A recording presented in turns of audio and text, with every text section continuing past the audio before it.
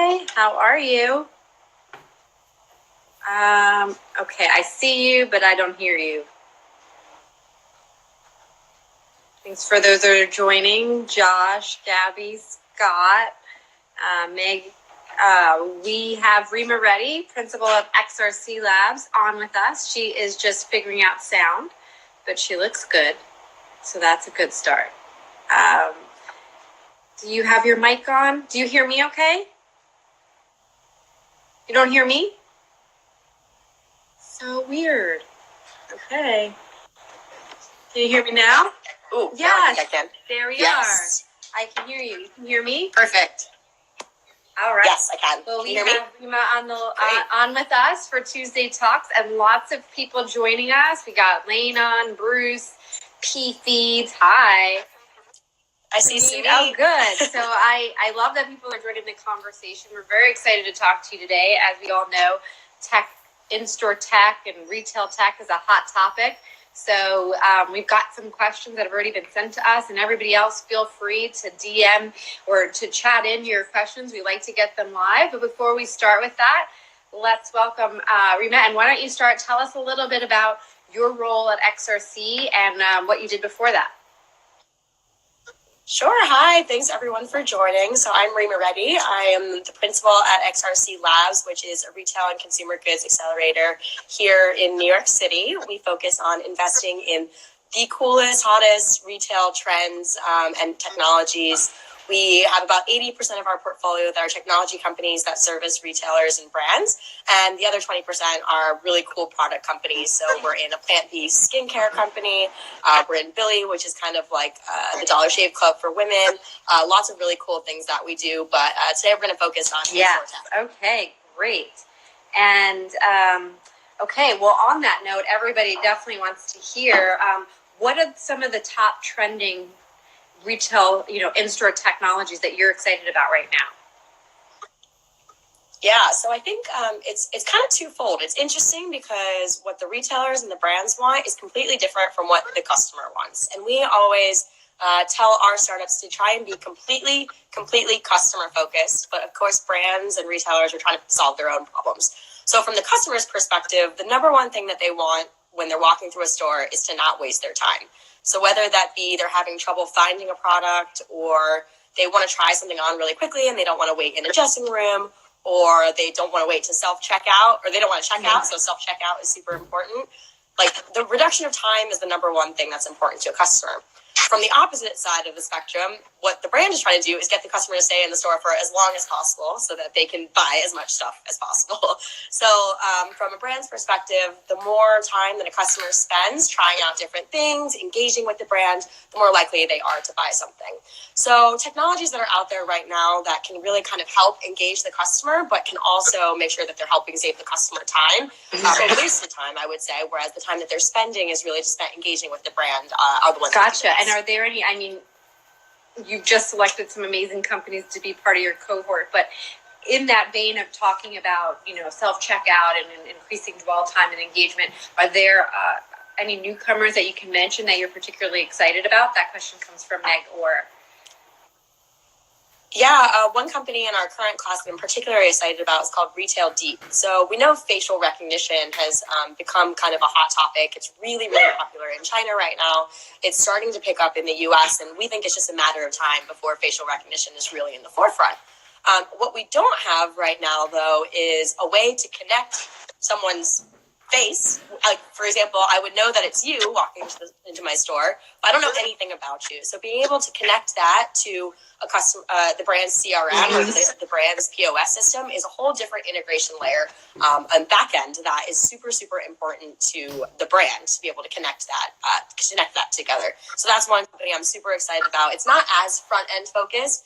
So the customers don't really see it, but it's super valuable. But in that sense, right? There's that balance. Some of the best technologies consumers never see. It's all about the experience that they create or how they enhance your existing experience, right? Yeah, so exactly. And the point really there is to drive loyalty and engagement with the brand. So if you think about the number of times you've gone into a store, or even just, in New York, I have a bodega across the street from me. I go in there probably every single day. and they never recognize me, and it's super, super frustrating. So being able to offer that additional layer of customer service, especially when you're a really high-end luxury retailer, is paramount. Absolutely. So do you see a big difference, like what's on the top list of priorities for a luxury retailer versus a more mass market? Yes, absolutely. So in the mass market, that having the luxury one-on-one individualized experience is not really sustainable. They don't have the staff to be able to do that. So being able to take a different type of technology. So for example, one of the companies in our last class called Store DNA really takes a whole platform and tries to make it so that the much more easily at a really high level. So they do everything from the overall fleet of stores to each specific store to each product category within the store to each product within the store, each specific SKU. But they do that in kind of different cohorts of stores so that they can do it in one test store and then move it to a bunch of different stores because they don't have the staff to be able to provide that one-on-one service. But making small changes in merchandising or layout can definitely help. On the luxury side, though, that one-on-one individualized service is so important that having a loyalty program or having a facial recognition system is much more important. Yeah, it's definitely all about that alignment. We get a number of phone calls here and brands are asking for integrating technology. And so we always have to step back and think, okay, well, in what bucket does your brand fit? Is it luxury, mass? And how does your consumer interact today? And how are we going to enhance that? Consumers don't want their current experience necessarily to be disrupted. They want it to be enhanced. So figuring that out. Yep. And that's super important point that you make about integration too. When a lot of times startups ask us, how can we get into a brand or retailer? And there's really a few different things that they care about.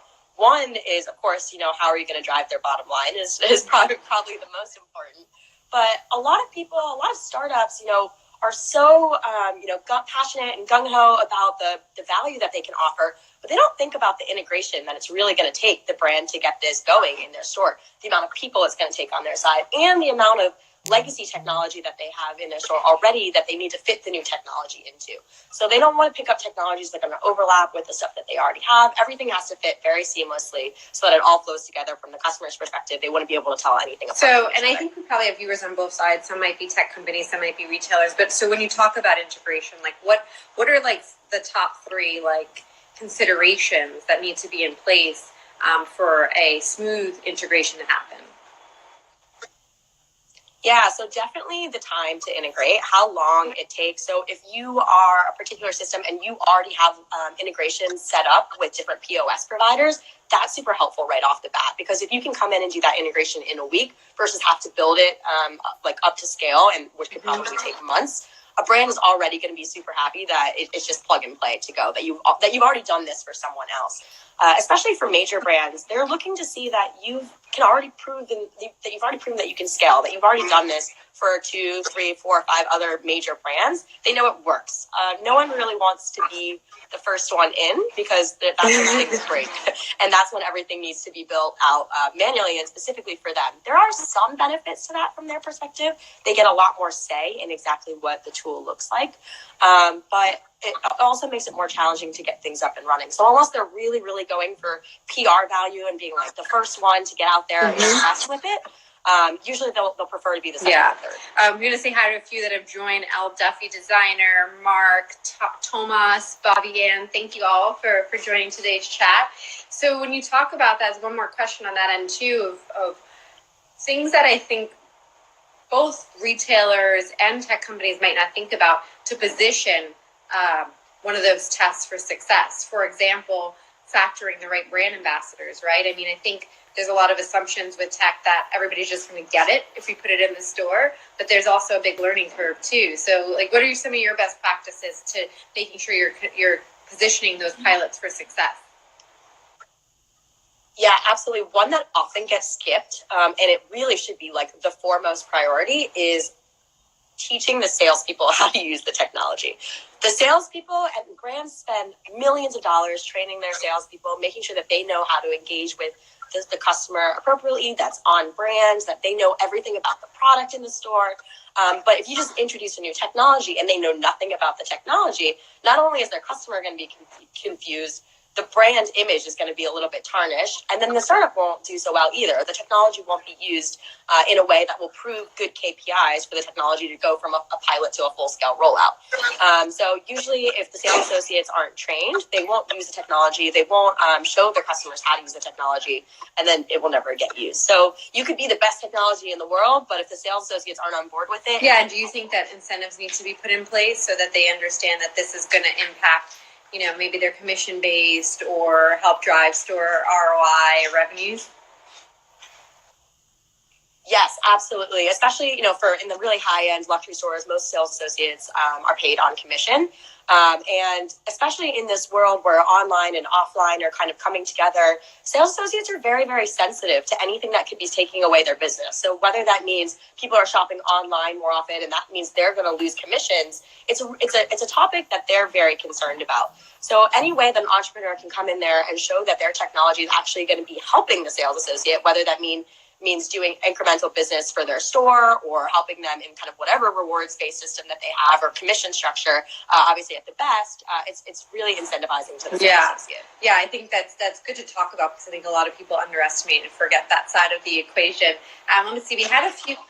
And it also is a really tricky piece to integrate. So if you think about, when we're going back to the question about how do we integrate in-store technology into the CRM or the point of sale system, integrating into a company's back end kind of payment system or salary or commission structure is a whole nother thing that the corporation has to do. Yeah, absolutely. And I think we just kind of answered a question that just came in from Gabby over here, advising what advice you would give companies launching. So it's thinking through all of that, making it as plug and play and seamless as possible, thinking through how it's going to integrate with POS. Everybody wants to track performance, right? So tagging into POS is an easy way to do that. And then incentivizing and training the store staff so that they know what this technology is doing for the customer. They can explain it to them in a very seamless way. What do you think? This message came in from Nick. Can you talk about the balance between impactful technology but seamless technology that doesn't overpower the customer experience? Yeah, so there's a big difference between stuff that's just novel, just kind of fun, whether it's VR or, some really experiential thing in a store that's not that impactful. Like, people will kind of see it, maybe try it out. They usually won't buy anything through it, so it's not that impactful to the brand. And stuff that's truly seamless, that, the customer almost can't tell that it was, an external party that came in and did it for the brand. It just seems like it's part of the brand's whole existence. So when brands and retailers think about what types of technology they implement, it's really hard to sell a brand on something that's not going to fit with their overall brand image. So I would recommend for entrepreneurs to really target their sales pipelines. Most entrepreneurs go out there and there's thousands of brands in the world. I can go to any of them and any of them would be super happy with my technology. But it's really, really important to see, okay, what types of companies does this fit for? Should I really be targeting the really luxury high end, or is this more of a mass market play? Do I want companies with hundreds of or thousands of stores, or do I want little boutiques? And it's really important to kind of pick and choose, because the entrepreneur's most valuable asset is their time. So choosing a really, really great and strong sales pipeline is great. Okay, we get Carly Marie. I think I said it right. Thanks for joining us. And Marina also came in. Okay, so let's see. I am looking through because there were some questions that were sent earlier. Do you think there's some technologies that are just overused and not really as useful? Maybe overused, well, VR, I think for sure, is a little bit overused. It's funny the amount of brands that you see who want to incorporate VR into their store, and you kind of ask them why, and they're like, oh, because it'll be fun, or it'll be novel. And the first thing is, it's not that novel anymore. It's been in a lot of stores already. It's been in a lot of different experience. Like if you go South by Southwest or Coachella or anything like that, you'll always see some kind of VR experience there. So it's not that cool anymore. And also, like we said before, it's not that impactful. It doesn't often trigger a customer to buy. And from the brand's perspective, that's really what they're trying to do. So not only they're not getting the increased ROI on it, they're not getting that much brand engagement. So I would say VR is definitely and I think people underestimate how expensive it is because you have to create all that content, right? And so creating content itself could be like $100,000. But what I do think creating content is very difficult. And you also don't need the hardware that brands think you need. You don't need a headset in order to see VR content or 3D content. You can do it on an iPhone. Yeah, these days you can do that. I am interested right now, though, in seeing a really cool new VR experience at Samsung. I want to walk on the moon. But in that sense, that makes total sense. I'm not sure what they're selling, but I really want to experience that. Yeah, I would say, I think most brands should leave it to the tech guys like Samsung or Google. They seem to do pretty cool VR experiences, but they're doing it strictly for the brand, for their own. Yeah, absolutely. And it's good in tandem with the 50th anniversary of Apollo and all of that stuff. Yeah, exactly. What do you think that's out there that you're really excited about? Like, could you name like 2 or 3 brands that you think have been, ahead of the curve, but in a purposeful way and have been integrating really great technology in their stores?